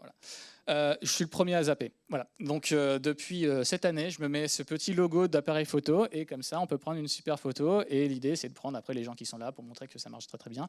Si vous avez des comptes à rendre avec vos politiques, c'est l'occasion de leur dire qu'il y a du monde qui sont venus, etc., etc. Prenez-en plusieurs aussi, idéalement, parce qu'il y en aura toujours une qui sera floue, où il y aura votre doigt devant ou des trucs comme ça. Donc, voilà. et quitte à faire un atelier après photo, si vous le souhaitez, avec les jeunes. Vous pouvez demander à un participant de le faire, ça marche très bien. Et en plus, ça rend le truc participatif. Il est trop content d'utiliser le téléphone portable de quelqu'un d'autre. Vous lui montrez une activité qui est créative avec le smartphone. Bref, il y a tout qui va bien. C'est parti, c'est le moment photo, vas-y. Alors, si vous avez tout suivi depuis le début, vous êtes en train de me dire, mais là, Victor, tu nous racontes juste comment on mène un atelier. Oui, oui, parce qu'en fait, le numérique, c'est qu'un thème. Ce que vous faites déjà sur le livre, ce que vous faites déjà sur les films, ce que vous faites déjà sur la musique, faites-le en fait sur les autres supports qui arrivent petit à petit dans vos espaces. C'est exactement la même. C'est qu'un thème en fait. C'est une approche, c'est un sujet. Si en plus de ça, vous abordez la question que moi je vous invite, enfin le regard que je vous invite à porter sur tous ces écrans, arrêtez de les appeler des écrans. Appelez ça des outils. Si déjà vous venez avec cette approche, vous allez pouvoir débunker énormément de problèmes de dialogue. Un outil, c'est au service de l'utilisateur. Si en face de vous, vous avez quelqu'un qui vous dit bah là, moi, je passe un temps phénoménal sur les réseaux sociaux, etc. La question, c'est qui est. Voilà, est-ce que cet outil est au service de l'utilisateur ou est-ce que cet outil est au service de Monsieur Monopoly qui est en train, du coup, d'appliquer ce que je suis en train de dire. C'est son outil, c'est son gagne-pain. Hein, voilà. Donc, voilà, ça permet de rediscuter, de relancer le débat par rapport à ça. Si vous voyez ça comme un outil, vous pouvez faire des petits jeux super rigolos avec les parents en disant, voilà, on va s'amuser, on va dire des phrases qui impliquent le smartphone, mais on va mettre un autre outil à la place, genre une perceuse. Exemple, moi, quand je vais aux toilettes, j'y vais toujours avec ma perceuse. Quand je me couche, il faut que ma perceuse soit toujours à côté de mon lit ou sous mon oreiller. Voilà. Mon enfant, je lui laisse ma perceuse, c'est bon, il peut l'utiliser sans problème. Voilà. Et un exercice très simple comme ça permet en fait effectivement de se rendre compte que notre propre posture face à cet outil, elle est déjà biaisée, elle est complexe. Et donc, si on ne voit pas le smartphone comme un outil, mais comme un truc qui arrive de manière assez random dans la vie d'un utilisateur, bah ouais, on a un problème en fait, un problème de fonctionnement. C'est aussi, il faut garder à l'esprit que c'est un outil qui n'a pas de limite. Là où dans les besoins du tout petit, à partir de 15 mois, donc ça commence à 15 mois, ça continue après, il y a un besoin de limite. Voilà. Donc déjà là, il y a un truc qui ne fonctionne pas. Donc la question de l'outil mis en place de l'enfant, c'est même si vous mettez une tablette, c'est quoi la limite sur cette tablette ? Jusqu'où l'enfant peut aller, à quel moment ça s'arrête. Est-ce que vous avez mis un petit timer qui, au bout d'un moment, n'éteint pas l'activité, mais met une petite alerte comme quoi il est temps de faire autre chose, etc. C'est ces petites questions-là qu'il faut vous poser au niveau technique du fonctionnement. Mais voilà, même vous, à partir de maintenant, partez du principe que tous ces outils numériques que vous allez utiliser dans votre espace, bah, ce sont des outils. Est-ce qu'ils sont à votre service ou est-ce que c'est au service de la personne qui vient bénéficier ? À vous de voir comment vous paramétrez tout ça. On n'a pas besoin d'être un expert pour parler du numérique. Vous êtes d'accord avec ça ou pas ? Ouais. Gardez à l'esprit que une opinion sur la question, tout le monde en a un, mais c'est pas la peine de rentrer dans des débats. Enfin, vous n'êtes pas des professionnels de la santé, moi non plus. Moi, dès qu'un parent me dit oui, mais du coup, alors, les problèmes d'addiction, etc., je dis écoutez, je ne suis pas addictologue, donc je ne peux pas vous répondre à cette question. Par contre, si vous me demandez comment on met un contrôle parental ou comment on fait certains paramètres sur le téléphone, je peux vous aider, oui. Mais voilà. Rentrez pas dans ces débats-là parce qu'en fait, vous risquez peut-être de dire une bêtise. Et puis, les statistiques que Grégoire a montrées, même si elles sont actuelles, il y en avait quand même qui dataient de 2007 dans le tableau. On est presque 20 ans plus tard. Donc, est-ce qu'elles sont encore à jour ? Est-ce qu'on a refait des études sur la question ? Est-ce que ça a bougé, ces chiffres ? Ou est-ce que c'est d'une stabilité qui forge le respect ? Et donc, du coup, on est resté sur ça. Donc, c'est compliqué de parler de chiffres, c'est compliqué de parler de statistiques. Et puis surtout, en fait, c'est toujours des biais parce qu'on leur fait dire un petit peu ce qu'on veut. Donc, ne soyez pas experts. Laissez les gens s'exprimer. Faites en sorte que le débat soit bien construit et que chacun ait sa parole, puisse donner son avis. Faites en sorte que ça ne monte pas trop dans les tours, c'est plutôt là-dessus qu'on va vous attendre. Et dans l'activité que vous proposez, soyez au moins assez confiants pour dire non, là, l'activité, oui, il y a des écrans, mais c'est fait exprès. Voilà. C'est fait exprès parce que notre volonté, c'est de faire ci, c'est de faire ça, on essaie de mettre ça et ça en avant, etc. Et c'est un moyen de donner à un enfant tel accès, à un adulte telle façon d'approcher je sais pas, l'art, la peinture, la musique, associer les deux. C'est un moyen de faire réécouter de la musique classique à des enfants. Voilà. Je ne sais pas quel est votre objectif, mais voilà. Soyez au moins confiants dans l'activité que vous menez, mais ne soyez pas forcément, voilà, ne cherchez pas à éduquer les personnes qui sont en face. La personne qui vous posera la question, répondez-y avec plaisir, mais soyez aussi humble en disant « je suis désolé, là, je ne peux pas avoir la réponse à cette question. Par contre, je connais quelqu'un qui peut peut-être vous aider. » Et hop, vous le relayez vers un réseau local qui est en capacité d'aider sur ces questions-là. J'ai entendu là à midi les espaces numériques que vous pouvez avoir dans la bibliothèque. Oui, votre métier, c'est pas de mettre une pièce jointe dans un mail. Par contre, il y a peut-être un espace d'accompagnement aux démarches administratives en ligne qui existe dans votre secteur. Voilà. Il y en a plein à Grenoble, mais vous, voilà, peut-être que dans vos zones, vous avez une asso, un service dédié qui permet de faire ça. Voilà. Le côté expert, il est là, en fait. Connaître votre réseau, savoir avec qui vous pouvez travailler et surtout essayer de voir aussi qui c'est en face, est-ce qu'ils peuvent prendre du public ou pas, enfin, comprendre un petit peu comment ça marche. Si le public a passé un bon moment, vous avez gagné. Voilà, je pense que votre vrai objectif, il est là. C'est-à-dire que si les gens ils repartent, ils sont contents, ils ont le sourire, c'est bon, vous êtes sur une activité qui a plu. Voilà, les gens sont satisfaits, ils reviendront à l'occasion s'ils peuvent, etc. Mais c'est peut-être déjà juste ça qu'il faut essayer de faire. Voilà, que les gens prennent du plaisir dans l'activité. D'ailleurs, cette règle du si le public a passé un bon moment, vous avez gagné, ça vaut aussi pour vous. Si vous-même, vous avez fait une activité où vous vous amusez, vous avez pris du plaisir dedans, vous serez un bien meilleur animateur. Et parce qu'en fait, vous vous êtes laissé embarquer dans le truc, vous aussi, et que après, le plaisir, c'est communicatif. Donc, si vous prenez du plaisir en face, ils vont suivre. L'innovation, c'est bien, mais le classique, c'est bien aussi. C'est très souvent qu'on nous dit est-ce que vous pouvez inventer un système révolutionnaire qui pourrait résoudre tous nos problèmes en un claquement de doigts? Non. Par contre, je peux faire un quiz. Voilà. Bon, ça vaut ce que ça vaut, mais ça marche en fait. Je vais pouvoir faire interagir les gens avec un quiz, etc. En plus, dedans, j'ai respecté mes petites règles. J'ai mis 4 réponses un peu sérieuses et une réponse complètement absurde juste pour que les gens ils s'amusent, voilà. Je débunk le truc, mais attention, le quiz, il a un effet pervers, c'est qu'en face, on va attendre de vous que vous ayez la bonne réponse, et il va falloir le justifier. Donc là, c'est un peu la casquette de l'expert, il y a peut-être façon de faire autrement. Vous pouvez mettre en place des jeux de la rivière, des jeux qui sont ouverts au débat, vous savez, ceux qui sont d'accord, vous mettez à gauche, ceux qui ne sont pas d'accord, vous mettez à droite, ceux qui sont un peu sceptiques, qui sont au milieu. Et si vous voulez jouer à ce propre jeu, moi, je vous invite à vous mettre toujours du côté où il y a le moins de monde et de sortir les pires arguments pour arriver à convaincre en face et les forcer à se déplacer. Et quand tout le monde est venu de votre côté, vous allez de l'autre côté et là, vous ressortez les pires arguments dans l'autre sens. Et là, ils sont bien confus, ils sont bien au milieu et vous allez dire, voilà, là, c'est là, on est au milieu. Parce qu'on ne peut pas dire oui, c'est trop bien ou non, c'est trop. Voilà, c'est vraiment pas adapté. Il y a un juste milieu, il y a un compromis entre tout ça. Plus l'outil est simple, plus vous embarquez du monde. Je rappelle, mon outil de travail numéro 1, c'est une fresque avec 5 guignols que j'ai trouvés sur Internet. Voilà. 5 petits personnages, et avec ça, je peux parler pendant 4h30. Parce qu'il n'y a pas de texte. Parce que je peux faire moduler mon discours régulièrement pour l'adapter à l'actualité, l'adapter à l'actualité locale, comme un peu plus large, ça va dépendre à qui je parle. Mais c'est simple. Et les gens comprennent quand c'est simple. Quand vous rentrez dans le technique, on finit par perdre un peu du monde. Votre atelier, ça va être levier, d'accord. Donc c'est pas le but en soi n'est pas, bon, je vous donne un exemple pour illustrer. Moi, j'ai une maman qui m'a appelé un jour en mode bonjour, est-ce que vous faites du traitement de texte avec les enfants? Je dis non.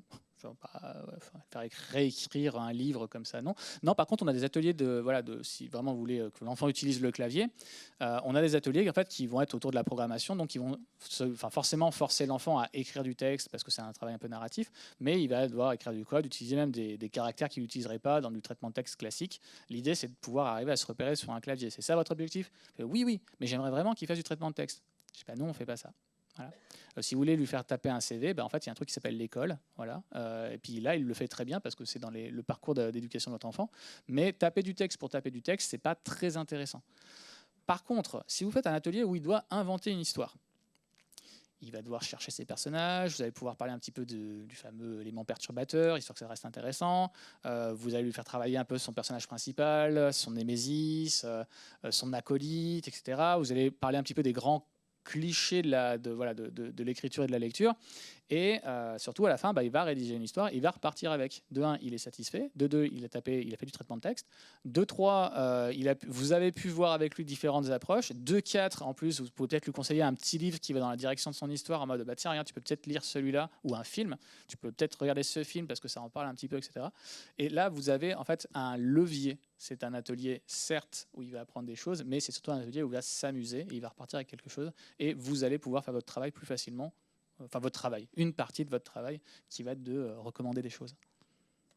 Enfin, du moins, moi, si je vous envoie des parents, je m'attends qu'en face, il y ait un professionnel qui lui recommande quelque chose. Voilà. Parce que souvent, les parents me disent, je ne sais pas où trouver un bon dessin animé, je ne sais pas trouver de la bonne musique, je ne sais pas trouver un bon livre, etc. Mais en fait, vous avez la bibliothèque à côté, vous avez tout ça. Pour peu que ça soit en plus une ludothèque, vous avez même un espace où vous pouvez emprunter des jeux de société. Mais moi, j'ai jamais joué à un jeu de société de ma vie. Ah. Ouais. Bah, parce qu'il y a aussi ce public-là. Grégoire a bien parlé, hein, mais la question du milieu social des personnes que vous avez en face de vous influence énormément le discours que je suis en train de tenir. Vous ne pouvez pas faire les approches de la même façon. Et enfin, les outils libres, c'est mieux. Alors, juste pour résumer, quand je dis libre, des outils gratuits, sans publicité, idéalement ouverts, c'est mieux. Et c'est mieux pourquoi? Parce qu'en fait, un enfant qui vient à une activité chez vous, qui découvre une application, ça lui plaît, et qui rentre chez lui et qui se rend compte qu'elle coûte 135 €, ça ne marche pas. Voilà. Donc un atelier Photoshop, c'est trop bien, mais voilà. Donc soit vous lui expliquez comment hacker le système, soit vous allez vers une application qu'il va pouvoir utiliser en rentrant à la maison. De cette façon, vous encouragez la pratique après à la maison, et donc plutôt que passer effectivement du temps sur de l'écran de consommation, il sera sur du temps d'écran de création, et donc vous avez peut-être réussi un petit peu à améliorer le quotidien de ce jeune. C'est-à-dire qu'il va agir, mais au moins sur un tout petit paramètre qui est en fait, je m'amuse plus aujourd'hui à créer un jeu vidéo qu'à jouer à des jeux vidéo qui tournent en ce moment. Voilà. C'est peut-être ça l'outil de création pour votre enfant. Je vous mets ici quelques livres. Il y en a plein. D'accord ? Alors, il y en a plein sur ce sujet. J'en ai pris juste 3. Celui-là, il est intéressant parce que du coup, l'auteur, c'est Cookie Calcaire. Donc lui, c'est un parent avant tout. Et du coup, il parle de sa pratique de parent dans une bande dessinée, donc c'est très accessible. Pour vous, j'irais plutôt recommander ceux-là, voilà. Et j'ai ici, voilà, les enfants et les écrans. Alors, il y en a plein d'autres, hein, et puis des livres, ils s'en sortent tout le temps. Vérifiez toujours qui est-ce qui les écrit, et est-ce que ça fait partie du panel de professionnels que voilà, les fameuses blouses blanches qui vous servent de référence dans la direction que vous voulez amener, ou est-ce que c'est voilà, un discours qui est voilà, un peu gênant dans vos propres pratiques professionnelles. Construisez-vous votre propre petite bibliothèque, rendez accessible ces livres, le livre de Cookie Calcaire, vous pouvez l'avoir dans votre médiathèque, c'est très cool. Celui-là, je l'aime bien parce qu'il n'est pas trop technique, il aborde plein de points assez frontalement, volontairement, parce qu'en fait, ils essaient d'exploser des mythes. Et il y a les grands classiques par exemple, chapitre 1, les écrans altèrent le développement des enfants et des adolescents. Vous avez toutes les magnifiques courbes qui vous ont été présentées par Grégoire ce matin, qui sont voilà, récapitulées là-dedans. Mais si vous êtes un peu fainéant comme moi, vous pouvez juste lire en fait la dernière page de chaque chapitre. Voilà, vous avez une petite conclusion. Je ne vais pas réussir à la trouver comme ça. Voilà, vous avez une page de conclusion qui vous récapitule les 20 pages d'avant. Donc si vous n'avez pas le temps, voilà, vous lisez seulement ça. Et c'est un livre et c'est du papier. Non, je plaisante, il existe aussi en PDF. D'ailleurs, si ça vous intéresse, je le mettrai dans le mail. Voilà. Information aussi intéressante, l'argent récolté par ce livre ne va pas dans les poches de l'auteur, mais va dans les poches d'associations d'aide au développement de la parentalité, etc. etc. C'est aussi comme ça qu'on peut choisir un professionnel. Voilà. Ce qui n'est pas le cas de Michel. Ouais, on a un peu les mêmes références. Alors, au niveau des réseaux, il y en a quelques-uns ici. C'est les réseaux un peu locaux, Grenoble, mais pas que, Fréquence École, ils sont d'ici. Hein. Il y en a plein, je ne les connais pas tous. En fait, il y a des réseaux qui sont un petit peu cachés parce que c'est des petites associations qui se sont montées, donc c'est plutôt des activités de quartier, mais ça reste des réseaux intéressants. Si vous cliquez sur chacun des liens, vous serez redirigé sur le site dédié à chacun. Je vais juste vous parler des promeneurs du net parce que c'est un réseau que je trouve vraiment intéressant, surtout dans votre métier. Les promeneurs du net, est-ce que ça parle à tout le monde ou pas du tout? Je vois des oui, je vois des non. Bon, je vais résumer. Il y a deux teams. Il y a les preneurs du net jeunesse, qui sont les premiers, et les preneurs du net parentalité, qui sont ceux qui sont arrivés un peu plus cette année. L'objectif, c'est être présent sur les réseaux pour pouvoir créer des espaces de discussion avec le public qui vient les voir. Voilà, c'est vraiment cet objectif-là. Donc, les premières du net jeunesse, c'est être présent sur les réseaux et se faire inviter par les jeunes sur leur propre réseau social pour pouvoir continuer à garder du lien. Pas que communiquer sur les activités de la structure, mais aussi pouvoir les aider à identifier une approche, voilà, mettre une photo de ses fesses sur les réseaux, c'est peut-être pas le bon plan. Donc là, il peut arriver en disant hey, j'ai une proposition pour toi. Et si tu mettais ton compte déjà en privé pour commencer, et ensuite, cette photo, est-ce que tu penses que c'est vraiment le bon plan?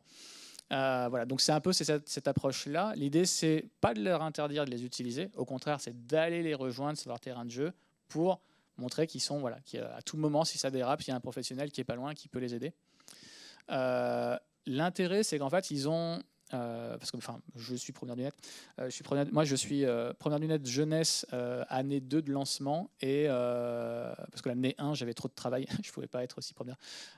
Et je suis maintenant première du net parentalité, année 1 de lancement. Voilà. Donc, du coup, j'ai suivi les deux réseaux. J'ai filé la partie jeunesse à mon collègue. L'intérêt de ce réseau, c'est qu'en fait, il y a plein de... C'est un lieu d'espace où vous avez plein de professionnels qui travaillent avec différents types de publics et différents types de jeunes. Par exemple, dans le premier du net jeunesse, on est les seuls à travailler avec des 8-9 ans, en fait. Parce qu'on dit les jeunes, mais moi, les jeunes, ils commencent à 6 ans. Voilà. Et en fait, souvent, on dit les jeunes 18-25. Oui, mais c'est pas du tout des jeunes, ça. C'est des adultes, en fait. Voilà, des jeunes adultes, mais des adultes. Du coup, l'idée, c'est aussi d'avoir plein de corps professionnels qui travaillent sur ces questions-là, pas forcément sur la question numérique, mais la question du public, et du coup, ainsi, avoir un peu plus d'informations sur comment est-ce qu'on arrive à attraper des jeunes de 16-18 ans et les inviter sur des activités comme ça, un peu de création. Qu'est-ce qui marche, qu'est-ce qui ne marche pas, comment je fais pour communiquer sur TikTok, par exemple. Parce que c'est là-dessus que sont les jeunes. Est-ce que Instagram, c'est une meilleure plateforme que TikTok, justement? Je m'adresse à quel type de jeunes? Et que Snapchat, ça fonctionne encore? Voilà. Est-ce que Facebook, finalement, c'est pas un peu vieux? C'est toutes ces questions-là. Et du coup, il y a autant des experts de la question numérique que des experts de la petite enfance, que des experts de la parentalité, que des experts de l'accompagnement familial, etc., avec chacun des approches. Et c'est plein de professionnels qui se mêlent avec une volonté très simple, arriver à ouvrir ça et faire en sorte que ce soit des espaces d'expression et d'émancipation avec le moins de problèmes possible pour les populations qui les utilisent. Voilà. Puis après, il y en a d'autres. Bon, la Maison de l'Image, pour certains, vous devez la connaître. C'est un peu un dinosaure sur le secteur. La Petite Poussée aussi fait des très bons travaux sur la question EMI. Bref, ce sont des lieux où vous pouvez aller demander un petit peu des infos et des ressources quand vous avez besoin d'affiner ou peaufiner quelque chose. N'hésitez pas à envoyer un petit mail. C'est très accessible. Et je vous mets ici, pareil, il y a plein de liens. Des activités d'atelier, des idées d'atelier que vous pouvez mener assez facilement. Et je vous invite à idéalement vous abonner, sinon lire les informations du site, à Geek Junior. C'est une revue, je ne peux plus vous dire les tarifs exactement, mais c'est une revue en fait dédiée vraiment aux pratiques numériques chez les jeunes on va dire, de 8 ans jusqu'à collégiens plus. Et il y a plein d'idées, d'ateliers à faire, souvent gratuites, avec des outils que les jeunes connaissent déjà ou pas, mais ça peut parler, voilà, là par exemple, le volume de ce mois-ci, ça parlait d'une application qui s'appelle Napking IA. C'est une application d'IA pour vous aider à faire des visuels sur vos présentations. Alors je ne l'ai pas utilisé pour cette présentation-là, j'ai utilisé pour une autre présentation personnelle, mais ça vous permet en fait de transformer du texte en images qui parlent. Voilà. Ultra pratique pour les rédactions de devoirs à la maison, voilà, de présentation à tout âge, hein, à partir de 8 ans, vous pouvez l'utiliser, etc. Et une très bonne façon de donner un outil à base d'IA dans une activité qui peut lier le scolaire ou pas. Ce n'est pas votre volonté, vous pouvez aussi faire autre chose avec. Voilà. Vous pouvez nous aider à faire une présentation sur un sujet qui n'a absolument rien à voir, juste pour le côté rigolo du truc. Voilà. MetaCart, vous allez avoir un paquet de cartes avec plein d'activités de débats, forums, échanges, de façon d'animer ces débats-là. Très intéressant. Il y a la capacité du public qui peut être pris en charge, il y a le temps que ça prend, etc., etc. Et qui sont des outils qui sont vraiment très pratiques et accessibles. Voilà, si vous ne savez pas comment faire pour lancer ce débat sur un sujet, voilà, vous pourrez trouver des cartes qui vous expliquent ça. À vous de voir ce qui sera OK ou pas avec votre public. Puis voilà, pour ceux qui connaissent, Pearl Tree, c'est l'équivalent de Pinterest version Ouais, ça existe un petit peu. On a un petit Pearl Trees, nous aussi. On essaie le plus possible de le mettre à jour. C'est pas aussi, c'est pas aussi connu que Pinterest, donc pas aussi utilisé, mais il y a quelques dinosaures comme moi qui l'utilisent de temps en temps. Et dessus, vous allez avoir, si c'est bien rangé, des ressources que vous pouvez aller consulter pour avoir un peu d'informations sur différents sujets. Donc là, je vous ai mis le lien du Pearl Trees de l'association Pangolin, mais c'est pas un moment d'ailleurs, je n'ai pas mis un petit truc dessus. Mais voilà, mon collègue a tout rangé récemment, donc normalement, vous devriez avoir pas de site mort parce que ça existe aussi, mais plein de sites qui vont vers des ressources en fonction des sujets que vous voulez aborder. Voilà, et je crois qu'on a fait le tour. Et on est dans le timing, j'avais dit 20 minutes, c'est parfait. Et du coup, voilà, il nous reste 20 minutes et je vous invite à poser des questions parce que là, j'ai beaucoup parlé, maintenant c'est à vous. Un peu moins que 20 minutes finalement. Voilà. C'est pas grave. Je suis content parce que j'ai réussi à tenir sur l'heure. J'ai été vraiment, enfin moi voilà, d'habitude ça c'est 2h30, 3h. Voilà, donc j'ai bien rush l'intrigue, mais vous êtes voilà, vous avez toutes les informations, donc vous avez au moins les ingrédients pour votre recette. À vous maintenant de voir comment vous mettez ça en place.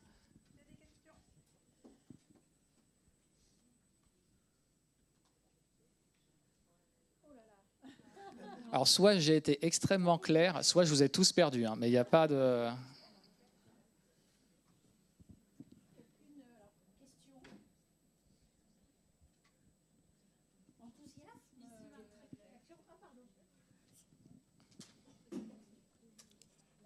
Oui, est-ce que vous pourriez nous donner une ou deux animations numériques parents-ados? Parents, ado quel âge? On va dire 11, Parce que 11 Grégoire, il a 15. dit l'adolescence, ça commence à 8 ans. Ouais, ben là, 11, 15. 11-15. Quel sujet? Sujet, je sais pas, la question de la place du téléphone dans la famille. Ouais, ok. Alors, pour information, si vous allez sur le site de Pangolin, nos 3 sujets les plus souvent demandés, c'est les jeux vidéo, le smartphone et les écrans au sens large. Donc les écrans au sens large, c'est un truc un peu générique de 0 ans jusqu'à pas d'âge. Le smartphone, c'est souvent un sujet de collégien sur cette question-là. La question qu'il faut se poser, c'est, tu reprends toute la liste des petites questions que j'ai mis. C'est te dire, voilà, est-ce que... pourquoi cette question? Est-ce que ça vient de parents qui sont en difficulté, qui ont besoin d'approcher? Est-ce que c'est une question sur le plan technique ou est-ce que c'est une question sur le plan plutôt de vivre avec cet outil-là? Est-ce que l'objectif, c'est de faire un atelier créatif et donc de redonner du sens au smartphone pour une activité famille? Donc, on parle de quoi avec le smartphone? Est-ce que c'est du film? Est-ce que c'est de la photo? Est-ce qu'on va, comment on va le diffuser derrière? Est-ce qu'il y a une volonté à le mettre sur les réseaux sociaux? Donc, est-ce qu'on en profite pour parler un petit peu justement de l'anonymat? Comment est-ce qu'on fait pour mettre des petits stickers sur la tête des enfants? Voilà. C'est toutes ces questions-là que tu te poses. Ouais. Sur une idée d'atelier, concrètement? En bibliothèque, c'est de faire venir les deux ensemble. Ouais. Et que ça fonctionne parce que parfois on est confronté à des parents qui gênent le déroulement de l'atelier ou parce que le parent est là et que l'ado, donc au bout d'un moment, quand on a testé, on se rend compte que peut-être c'est pas plus mal de faire que des ateliers avec que des ados. Ouais. Mais comment créer ce lien parent-ado voilà. Alors, je peux te donner des exemples de la petite poussée et de la maison de l'image, parce que nous, c'est quelque chose qu'on ne fait pas trop. Ils font des ateliers de questions-réponses parents-enfants filmés, voilà, où c'est l'enfant qui pose des questions à son, à son parent. Sur sa pratique, sur son regard, sur les questions un petit peu de la place des écrans. Et après, on peut inverser les rôles. Voilà. Tu peux avoir un petit atelier comme ça. L'idée, c'est quoi? C'est qu'à la fin, ça soit filmé, qu'on puisse voir une partie de montage, une partie un peu création, etc. Et qu'à la fin, il y ait un petit film qui retrace tout ça, qui ait une restitution intéressante à mettre en avant. Là où ça peut être intéressant, c'est justement de cibler le sujet. Donc, on va parler du smartphone et de laisser la place à 3 questions d'adolescents sur la pratique. Ça peut être la pratique des parents. Voilà, et toi, comment tu l'utilises? Qu'est-ce que tu fais dessus? Etc. etc. Et 3 questions à l'inverse de la place du parent sur son ado. Des questions qu'il n'aurait pas normalement posées frontalement, mais là, dans le cadre de l'atelier, ça peut être l'occasion. Ça peut être avec son propre ado ou celui d'un autre. Voilà. Et comme ça, tu permets, en mélangeant les familles, ça permet de casser aussi ce côté non, c'est ma mère, je vais pas lui dire ce que je fais réellement dessus, etc. C'est une activité que tu peux faire sur donc soit en du collectif en faisant des petits groupes, soit sur des rotations. Voilà, aujourd'hui, on prend ces deux familles-là et on fait un mix. Et la semaine prochaine, on recommence parce que c'est une activité régulière. On fera avec deux autres familles, etc., etc. Et l'idée, après, c'est voir aussi les questions. Est-ce qu'elles ont déjà été posées à d'autres parents ou pas? Est-ce qu'on en fait des nouvelles? Est-ce que tu influences un peu les questions ou est-ce que tu les laisses vraiment le champ libre? Voilà, la question de l'animateur à ce moment-là, ça peut être ça. L'idée, c'est toujours pareil, on crée du débat, on crée un espace d'expression, on laisse la chance aux bénéficiaires donc, de s'exprimer, donc que ce soit l'enfant ou l'adulte. On laisse vraiment l'enfant dire ce qu'il fait vraiment de sa pratique. Et c'est pas grave si c'est pas 100% vrai, s'il a modifié un peu la réalité. L'idée, c'est qu'il puisse quand même en parler un petit peu. Après, tu trouves une thématique un peu accrocheuse, un sujet qui donne envie de participer. Et ça va être, par exemple, questionne ton parent, questionne ton ado. Voilà. Nous, les quiz, on les fait en format ado versus parent. Donc, on met les jeunes d'un côté, les jeunes depuis plus longtemps de l'autre. Et on va poser des questions qui sont très orientées jeunesse et des questions qui sont plutôt orientées parentalité. Et on demande aux uns et aux autres de répondre à ces questions-là, etc. Et on regarde un petit peu comment ça se positionne. Et puis, parce qu'en plus, on compte les points. Voilà. Parce qu'il faut un peu de compétition. Ah oui. Donc après, voilà, ça dépend comment tu veux animer ton atelier. Donc ça marche aussi avec les ados et les parents. Un atelier qui peut être aussi intéressant, ça va être des ados qui présentent des applications. Voilà. Donc tu travailles plutôt avec des ados, mais tu dis, voilà, ton papa ou ta mère, elle y connaît rien, il va falloir que tu lui expliques. D'accord? Donc vas-y, tu choisis l'application que tu as envie de lui présenter, tu lui expliques comment ça marche. Et donc là, ça devient des espèces de mini-formes tuto réalisées par des ados. Votre travail, c'est de vous assurer que le vocabulaire dérape pas et que le format reste dans la durée que vous avez définie, etc. Vous êtes sur une activité où c'est un ado qui va parler à un adulte. Déjà, il va être trop content de pouvoir présenter son application ou présenter son jeu vidéo préféré ou des trucs comme ça. Et de deux, vous transformez ça en support qui peut être diffusé, partagé, etc. etc. Et vous avez ces possibilités. Et puis après, vous faites l'inverse. Vous prenez un parent et vous lui demandez, voilà, présente-moi ton application de parent préféré. Voilà. Ça, c'est l'activité sur les applications, c'est super intéressant parce qu'on a tous des applications différentes sur nos téléphones portables. On en a des similaires, mais il y en a quand même quelques, un peu des licornes sur chacun de nos téléphones. Ça peut être l'occasion aussi de présenter des trucs complètement obscurs et inconnus, juste parce que ça apporte un petit quelque chose au quotidien.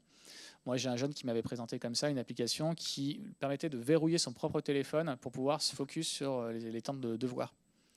Et en fait, l'application, elle est conçue de manière à ce que tu te donnes, je me dis, 15 minutes de devoir, mon téléphone est totalement verrouillé, et si je bidouille mon téléphone, je force quand même l'accès, j'ai une petite plante qui pousse, et si je force l'accès, elle meurt.